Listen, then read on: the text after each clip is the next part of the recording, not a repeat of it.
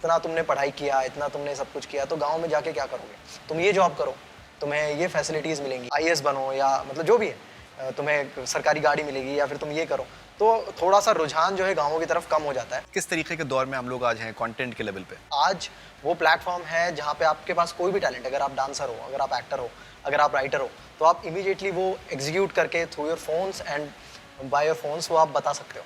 तो बहुत ही democratic time है। ये कहीं भी नहीं था कि इसमें सेक्स की बातें नहीं है या वायलेंस नहीं है, तो ये नहीं चलेगा। ये मुझे हमेशा से पता था कि लोग अगर इस पे पहुँच गए पंचायत पे, उनको मज़ा ही आने वाला है। टीवी में ऐसा नहीं हुआ कि बॉलीवुड स्टार ने फ़िल्म छोड़ के टीवी करना स्टार्ट कर दिया। समहाउ ओटीटी के थ्रू ये ज़रूर हुआ है।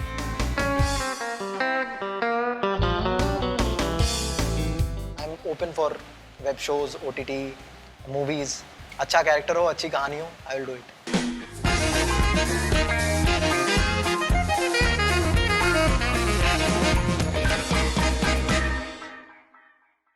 आज हमारी बहुत खुशकिस्मती है कि हमारे साथ में एक ऐसे स्टार हैं जो कि आई थिंक इन अ वे लिख रहे हैं कि दैट स्टारडम की क्या क्या परिभाषाएं हो सकती हैं, एक नए सिरे से लिख रहे हैं। नाम है उनका जितेंद्र। आई थिंक आप लोग सब उनको जानते हैं, बहुत पसंद करते हैं और उनकी चॉइसेस बहुत ही दिलचस्प हैं। बहुत बहुत स्वागत है आपका बॉलीवुड गामा पे। Thank you so much for और ये जो स्टारडम का जो एक तरीके से, मैं ये नहीं कहूँगा कि रीराइट करना, मुझे लगता है कि एक ये नया अध्याय है स्टारडम को जो आप लिख रहे हैं एंड विच इज़ फैसिनेटिंग। जिस तरीके की आपको पॉपुलैरिटी मिल रही है, कामयाबी मिल रही है स्पेशली यंगस्टर्स से, वो क्या बताता है आपको कि किस तरीके के दौर में हम लोग आज हैं कंटेंट के लेवल पे? आई थिंक बहुत ही अच्छा टाइम है। कंटेंट की अगर हम बात करें तो बहुत सारा टैलेंट है आसपास। वो उनको कुछ है, उनके पास कुछ प्लेटफॉर्म है जहाँ पे वो ये बता सकते हैं। पहले आई थिंक एक ही या दो ही ऑप्शन थे, टीवी या सिनेमा, और वो काफ़ी मतलब उसमें सेट लोग थे, तो वो क्रैक करना बहुत डिफिकल्ट होता था नए टैलेंट के लिए। तो और उसमें टाइम लगता था, वो होता था क्रैक, बट उसमें थोड़ा टाइम टेकिंग होता था। बट आज वो प्लेटफॉर्म है जहाँ पे आपके पास कोई भी टैलेंट है, अगर आप डांसर हो, अगर आप एक्टर हो, अगर आप राइटर हो, तो आप इमीडिएटली वो एग्जीक्यूट करके through your phones and by your phones वो आप बता सकते हो। तो बहुत ही डेमोक्रेटिक टाइम है कंटेंट के लिए, जहाँ पे आप खुद से कर सकते हो चीज़ें। आप आईआईटी खड़गपुर से आपने इंजीनियरिंग किया हुआ है जी। एंड ऑब्वियसली जब आप कोटा फैक्ट्री टाइप के आप अगर रोल्स आपके होते हैं या फिर इवन जैसे यहाँ पर आपने सचिव का आपने रोल प्ले किया, जब आप करते हैं तो वो एक लोग जो है उस चीज़ को एक्सेप्ट करते हैं कि that you know that since he has that education background, so obviously he knows what is talking, it's not merely mouthing the dialogues. वो उस चीज़ को समझते भी हैं, उस चीज़ को वो अंडरस्टैंड भी करते हैं। वो एक आपके लिए ज़रूरी होता है कि that to understand what you are saying, I am not saying it blindly. हाँ, एज एन एक्टर वो बहुत ज़रूरी होता है कि जो आप बोलने जा रहे हो, जो टेक्स्ट है, तो उस पे कुछ वो ऑथेंटिसिटी लाने के लिए आप कुछ तो करें। या तो आपका वो एक्सपीरियंस हो, उससे निकालें, या फिर आप अगर वो एक्सपीरियंस नहीं है तो आप वो कुछ भी करके वो डिटेल्स में जाएं या वो रिसर्च करें और उन लोगों से मिलें जो, अगर आप ऐसा कोई कैरेक्टर करने जा रहे हो जो आपने कभी एक्सपीरियंस नहीं किया, तो आप उन लोगों से मिलके बात करके एग्जैक्टली क्या होता है। तो अपने अपने तरीके होते हैं हर एक्टर के कि वो ऑथेंटिसिटी कैसे लाई जाए, तो वो बहुत ज़रूरी है। बट अगर लोगों को ये लग रहा है कि हाँ मैं उस ऑथेंटिसिटी से आ रहा हूँ, तो ये बहुत अच्छी बात है। और जिसका एक रीज़न है कि हाँ मैं उस बैकग्राउंड से हूँ, तो वो चीज़ें मुझे पता है कि एक टीचर किस तरह से होता है और वो कहाँ से आता है, क्योंकि मैंने पढ़ाया भी है और उस तरह के लोग बहुत देखे भी हैं। अगर मैं एक इंजीनियर है जो गाँव में जाता है, तो उसकी वो प्रॉब्लम्स पता है कि उसने इंजीनियरिंग कर ली है बट जॉब मिलना बहुत डिफिकल्ट है जैसी वो चाहता है। तो ये प्रॉब्लम मुझे अंदर तक पता है, तो ये हेल्प करता है मुझे, क्योंकि कहीं ना कहीं मेरा एक्सपीरियंस है और या फिर मैंने आसपास ऐसे बहुत सारे लोग देखे जिनके ये एक्सपीरियंस हो रहे हैं। तो वो एक तरीका है। बट किसी भी तरह का अगर कैरेक्टर मिलेगा तो उसके लिए मैं इन हूँ, और उसके लिए मुझे उसको ऑथेंटिसिटी देने के लिए मुझे रिसर्च या काम करना पड़ेगा। ग्रेट। अभी जैसे इसमें भी आपका जो किरदार है वो आई थिंक एक बहुत ही दिलचस्प कश्मकश है कि क्या होता है कि बहुत बार लोग कहते हैं कि लोग गाँव में क्यों नहीं काम करना चाहते, लोग गाँव से जो है शहरों की तरफ क्यों माइग्रेट करते हैं। एट द सेम टाइम ये जैसे आपके जो दोस्त हैं वो उनका 1.5 करोड़ का पैकेज है, अमेरिका से वापस आए, तो वो जो एक कंपैरिजंस जो होता है, जो पीयर प्रेशर्स भी जो होते हैं यंगस्टर्स के लिए कि वो अगर कुछ करना भी चाहते हैं, लेकिन हर चीज़ को specially when you are there in your 20s कि everything is just judged from the fact that आप कितना कमा रहे हो, क्या आपके पास कौन सी गाड़ी है, क्या आपके पास, और आपके पास किस तरीके के आपके ऐशो इशरत है। तो वो जो एक गांव को लेकर जो एक मे बी एक सर्टन स्टीरियोटाइप बना हुआ है, वो ब्रेक होना कितना ज़रूरी है, बिकॉज गांव की लाइफ बहुत फैसिनेटिंग हो सकती है, लेकिन जो अगर यंगस्टर्स काम करना चाहें उनको कुछ तो कंफर्ट मिलना चाहिए. There should be certain incentives which should be there for them that brings them to the grassroots. I think हाँ, बिल्कुल सही बात बोली. वो होना बहुत ज़रूरी है क्योंकि आई थिंक 70-80% हमारा इंडिया गांव ही है जी. मतलब. और जैसे मुझे लगता है कि वो पावर है, और जो भी आज पावरफुल कंट्रीज़ हैं उन्होंने उस चीज़ को ज़्यादा बढ़ावा दिया जो जो जो उनकी पावर है. तो मुझे लगता है कि अगर हम लोग एग्रीकल्चर को मॉडर्नाइज करेंगे, या जो हमारा जो इंटेलिजेंस है, जो टेक्नोलॉजीज़ हैं, वो हम एग्रीकल्चर में लगाएंगे, तो हम बहुत जल्दी अगर पावरफुल कंट्रीज़ की बात करें तो हम ज़्यादा जल्दी अचीव करेंगे रादर देन कॉपिंग वेस्टर्न वर्ल्ड कि यार वहाँ पे ये हो रहा है तो हम ये काम करते हैं. और इसकी वजह से, तो उस वजह से मुझे लगता है कि हम कहीं के नहीं रह जाते हैं. वो चीज़ें अडेप्ट करना है कि यार वेस्टर्न में ऐसे होता है, या ब्रिटिशर्स ये कर रहे हैं, या चाइनीज़ ये कर रहे हैं, तो वो भी वही हम करते हैं. तो वो उठाने की, और हम लोग सफिशेंट है टेक्नोलॉजी वाइज और इंटेलिजेंस वाइज, हम बहुत सफिशेंट है और हम वो इजीली कॉपी कर पा रहे हैं. बट रादर देन हम जो हमारा 80% जो पावर है जो इंडिया है उस पर फोकस करें, तो मुझे लगता है कि अगर, क्योंकि डिमांड होगी एग्रीकल्चर की, खाने की, फूड की, और वो भी अच्छे तरीके से हो, तो मुझे लगता है कि अगर हम सारा टेक्नोलॉजी इंटेलिजेंस लगाएंगे गाँव में तो पावरफुल कंट्रीज़ में हम बहुत जल्दी आएंगे. बट हम ऐसा सोचते नहीं हैं. सो अनफॉर्चुनेटली हम लोग, आई थिंक इसका बहुत बड़ा रीज़न है वही कंपैरिजन्स कि उसके पास ये है तो क्या कर रहा है गांव में, मतलब इतना तुमने पढ़ाई किया, इतना तुमने सब कुछ किया, तो गांव में जाके क्या करोगे, तुम ये जॉब करो, तुम्हें ये फैसिलिटीज़ मिलेंगी, या आईएएस बनो, या मतलब जो भी है, तुम्हें सरकारी गाड़ी मिलेगी, या फिर तुम ये करो. तो थोड़ा सा रुझान जो है गाँवों की तरफ कम हो जाता है. उसका एक रीज़न ये है कि मतलब गाँवों में ही, मतलब जिस गाँव में हम लोग शूट कर रहे हैं पंचायत, वो गाँव खाली दिखता है. एक दिन मैंने पूछा कि खाली क्यों है, तो उन्होंने बोला कि सिर्फ बुजुर्ग और बच्चे हैं, बाकी सब छोड़ के शहरों में चले गए. तो वहाँ के लोग ही नहीं रुकना चाह रहे हैं बिकॉज ऑफ दीज कंपैरिजंस कि यार यहाँ पे खेती करके क्या मिलेगा तुम्हें, क्या कर लोगे, बारिश होती नहीं है. तो मैं बोल रहा हूँ कि ये सारी टेक्नोलॉजीज अगर हम लेके आएँ कि हम ऐसा कुछ बीज बना दें, जिसको ऐसा गेहूँ का कुछ बीज बना दें, या राइस का ऐसा बीज बना दें जो कि कम पानी में पलता हो, ये हम कर सकते हैं. आजकल मतलब क्या क्या नहीं हो रहा है, बट हम उस तरीके से समहाउ अनफॉर्चुनेटली सोचते नहीं हैं. तो अगर ये चीज़ें होंगी और इधर दिमाग लगाया जाएगा और मॉडर्न विलेजेस बनाए जाएंगे, तो ये चीज़ें हो सकती हैं. जहाँ पे मतलब कंफर्ट वहीं से आता है ना, कि मुझे नहीं लगता कि गांव में किसी भी तरह का डिस्कम्फर्ट है. अगर हम जाके वहाँ रहेंगे 1 महीना तो हमें लगेगा कि यार यहाँ पे सारी चीज़ें अच्छी हैं, यहाँ पे हमें कम से कम भीड़ भड़क का नहीं है. बट मेन बात होती है कि वो कंपैरिजन्स ऐसे आ जाते हैं कि यार तू यहाँ गाँव में क्या कर रहा है. नो डेफिनेटली हम लोग इनफैक्ट कंफर्ट के बारे में भी हम बात करेंगे बिकॉज वो भी स्टीरियोटाइप्स के बारे में भी हैं, सरसों का खेत और वो सारी चीज़ें भी हैं. तो we will come to that shortly. But जैसे आपने जिक्र किया कि दैट बहुत सी पॉसिबिलिटीज़ हैं. लेकिन अब जैसे अगर हम इंडिया में भी अगर बात करें तो आई थिंक पंजाब में बहुत से इस तरीके के किसान हैं वो आर एक्सट्रीमली वेल ऑफ. उनके पास बढ़िया गाड़ियाँ भी हैं, सब तरीके के पास उनके पास, but I think they extremely hard working and उनका एक अलग तरीके का अप्रोच है टुवर्ड्स दैट. तो वो आई थिंक प्रैक्टिकली भी पॉसिबल है. ऐसा नहीं है कि किसान को गरीब ही होना है. मतलब देयर आर मेनी एग्जांपल्स इनसे, स्पेशली मैं सिर्फ एक एग्जांपल अगर करूँ कि वहाँ पर they are extremely well off and they have I think wonderful resources at there and as well. So ये बाकी राज्यों में क्यों नहीं ये मॉडल हो पाता? आई थिंक मुझे लगता है कि थोड़ा सा मुझे लगता है कि पंजाब का इस भी है क्योंकि ज़मीन बहुत ज़्यादा उपजाऊ है. अभी राजस्थान की बात करेंगे तो ज़मीन उतनी नहीं है, तो यहाँ पे टेक्नोलॉजी को आना पड़ेगा. पंजाब के पास मतलब एक ऑलरेडी एक चीज़ है कि ज़मीन बहुत उपजाऊ है, तो वो एक रीज़न हो सकता है.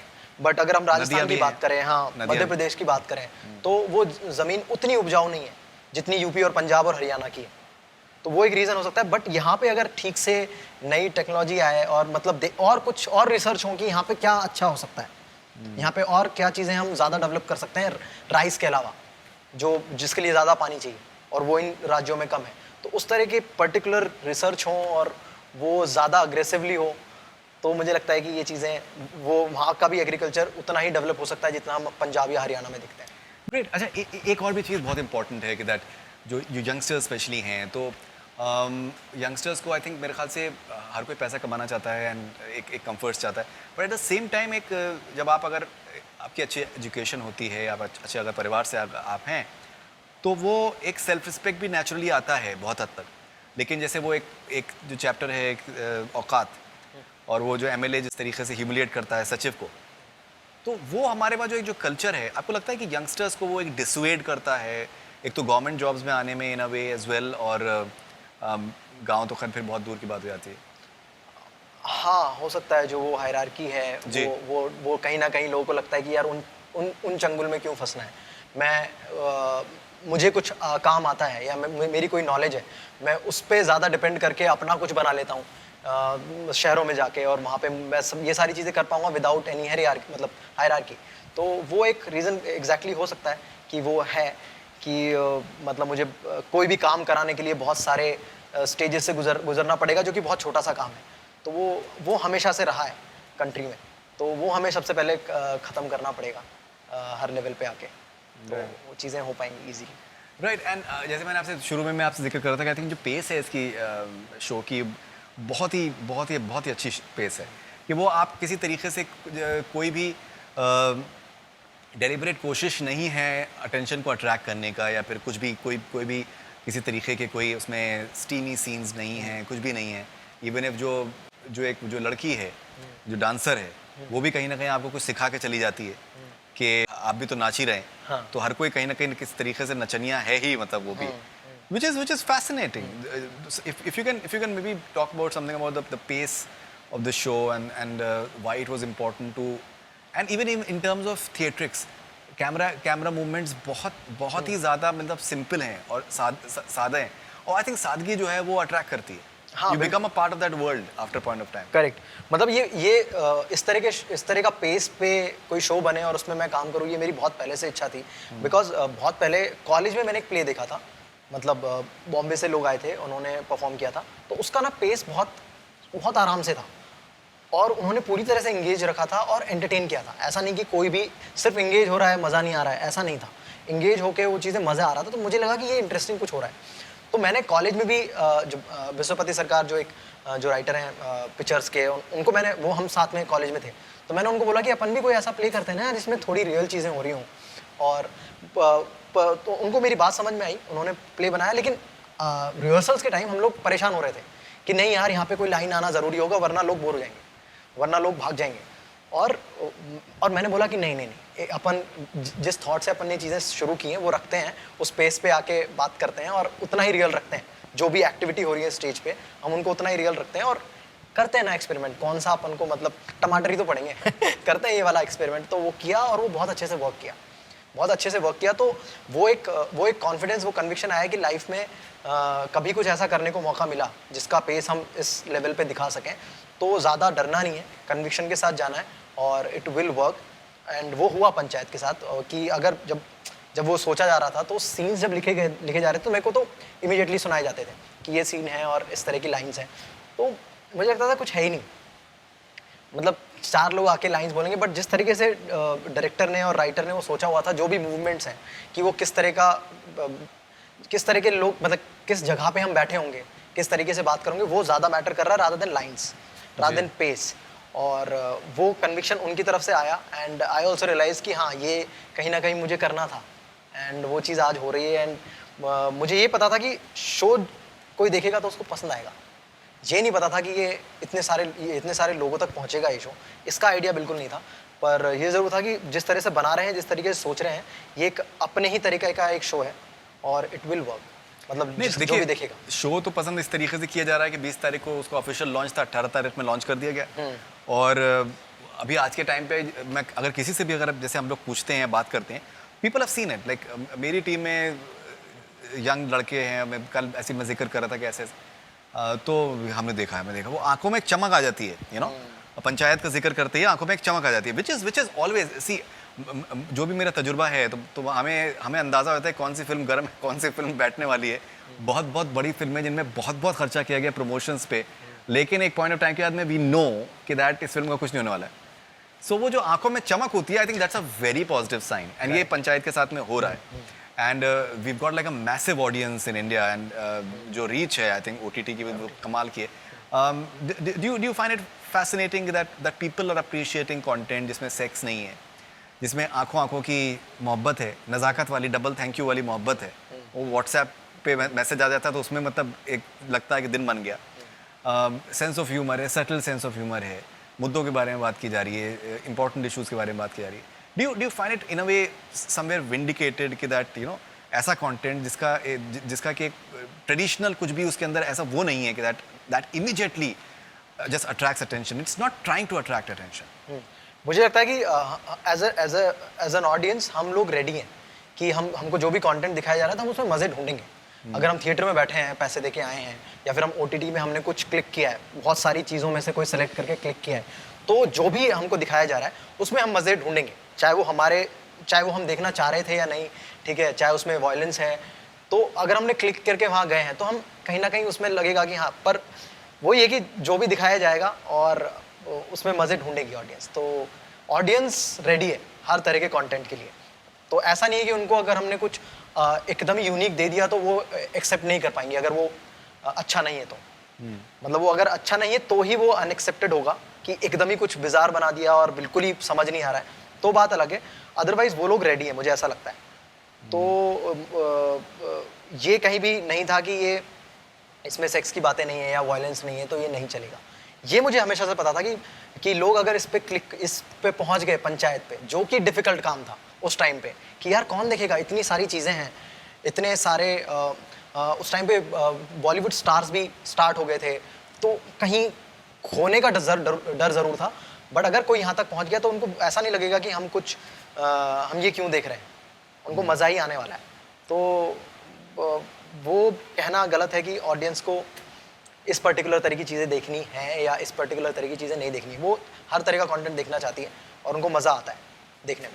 राइट एंड एक तो बहुत ही दिलचस्प चीज़ है कि जिस तरीके से हीरोइज्म को, जैसे मैंने शुरू में कहा कि स्टारडम को रीडिफाइन किया, मतलब स्टारडम को रीडिफाइन नहीं, नए तरीके से प्रेजेंटेशन हो रहा है।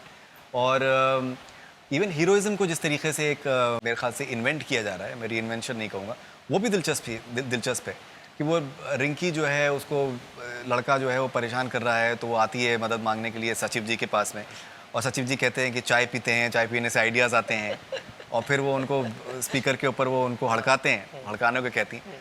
वो भी हीरोइज्म है। और वो हीरोइज्म जो है वो ऐसा हीरोइज्म है दैट मे बी वो अमोल पालेकर टाइप की जो फील है वो दिल में उतर जाती है चीज़, विच इज़ ब्यूटीफुल। मतलब हाँ, आई थिंक वो स्मार्ट तरीका है। आई थिंक जो भी कुछ स्मार्टनेस दिखाता है, या तो एक्शन के थ्रू या फिर अपने दिमाग के थ्रू कुछ एक्टिविटी कर दी, तो वो आई थिंक उससे लोग उस बंदे को हीरो मान लगते हैं। हाँ, ये भी तो एक तरीका था कि ज़्यादा दिन जाके उसको डराना, धमकाना और उसके साथ उसको बोलना कि भाई आज के बाद फ़ोन, रादर देन ये स्मार्टनेस दिखा सकते हो तुम। हाँ, बट जो हीरो है सचिव जी जो हैं वो कहीं पर भी ब्रैग नहीं करते हैं कि मैं इतना स्मार्ट हूँ या मैं इतना इंटेलिजेंट हूँ। वो मे बी शायद थोड़ा सा सेल्फ डाउट भी उनमें होता है, लेकिन वो कहीं ना कहीं वो थोड़ा सा वो because of his education background या जो भी may be common sense, he pools things of which is interesting, and I think that makes him so real, and not always. Maybe there are times when there are other people like Neena Gupta ji जो हैं वो price को नीचे लेकर आ रही हैं। Correct, मतलब as a human being हम सब किसी भी चीज़ के लिए उतने कॉन्फिडेंट होते नहीं हैं। बहुत कम लोग हैं जो बोलते हैं कि अरे यार मैं ये करने जा रहा हूँ और ये ऐसा ही होगा। बहुत कम लोग हैं ऐसे कि उन्होंने इस कन्विक्शन के साथ शुरू किया कि भाई हम ये चीज़ करने वाले हैं और हम इसको मतलब ग्लोबली हिट कराने वाले हैं, कोई भी चीज़ जो भी वो काम करने जा रहे हैं। ऐसा बहुत कम लोग होते हैं। एज ह्यूमन बीइंग तुम्हें लगता है कि यार मैं करने जा रहा हूँ, पता नहीं क्या होगा इस चीज़ का। प्लस हमें कहीं ना कहीं लगता है कि यार हीरो तो हम हैं, सब अपनी अपनी स्टोरी के कहीं ना कहीं अपने आप को हीरो तो समझते हैं। मतलब इतना फ्लैम्बॉयंटली नहीं, बट लगता है कि हाँ ये मतलब मेरे साथ अच्छा होगा यार, मैं ये करने जाऊँगा तो मैं कर लूँगा। ये हल्का सा रहता है, बट बहुत श्योरिटी किसी को भी नहीं रहती। और वो जब आपको ऐसे कंटेंट के थ्रू किसी आपके प्रोटैगनिस्ट में देखने को मिलती है, तो तुम अपने आप ही ज़्यादा कनेक्ट करोगे उस चीज़ से और उसको हीरो मानोगे, बिकॉज एक्चुअली सब हीरो हैं अपनी अपनी कहानी। क्या बात है। आपको मेरे ख्याल 10 साल हो गए। यस।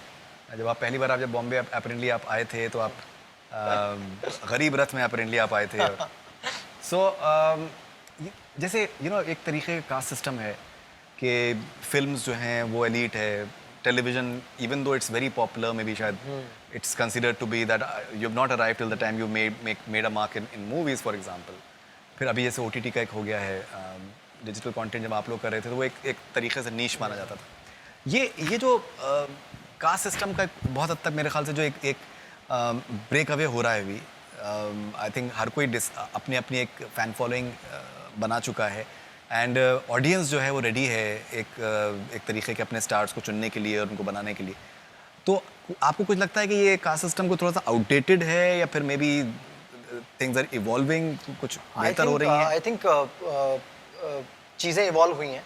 मतलब जब टीवी आया था तो टीवी पे कंटेंट बहुत अच्छा था। अगर अपन 80s की बात करें या 90s की बात करें तो टीवी कंटेंट बहुत अच्छा था। बट टीवी में ऐसा नहीं हुआ कि बॉलीवुड स्टार ने फिल्म छोड़ के टीवी करना स्टार्ट कर दिया। ऐसा नहीं हुआ किसी बड़े बॉलीवुड स्टार ने कि भाई मैं ये भी ट्राई करता हूँ, वो नहीं हुआ। समहाउ ओटीटी के थ्रू ये ज़रूर हुआ है कि बॉलीवुड स्टार्स को भी ओटीटी में आए हैं, वो लोग, फिल्म्स भी बन रही हैं उनके साथ या शोज़ भी बन रहे हैं उनके साथ। तो थोड़ा सा आउटडेटेड है, लोग ज़्यादा रेडी हैं फॉर एक्सपेरिमेंट अभी करेंटली। और मुझे लगता है कि थोड़ा सा आउटडेटेड है ये कास्ट सिस्टम। और जनरली मुझे लगता है कि एक थोड़ा सा कंफर्ट जोन भी होता है कि तुमने थ्रू आउट फिल्म्स की हैं, मतलब अपने करियर में तुमने 7-8 साल अगर फिल्म्स की हैं, तुम्हें वो पूरा प्रोसेस पता है। तो और अगर वो उसमें कुछ कमी नहीं है, अगर वो चल रहा है, मतलब तुम्हें फिल्म्स आ रही हैं, अच्छी स्टोरीज तुम कर रहे हो, जिस तरह की तुम कहानियाँ कहना चाह रहे हो, तो ऐसा लगता है कि यार जो चीज़ सही चल रही है उसको ब्रेक क्यों किया जाए, मैं क्यों जाऊँ ओटीटी पे। तो वो एक रीज़न हो सकता है।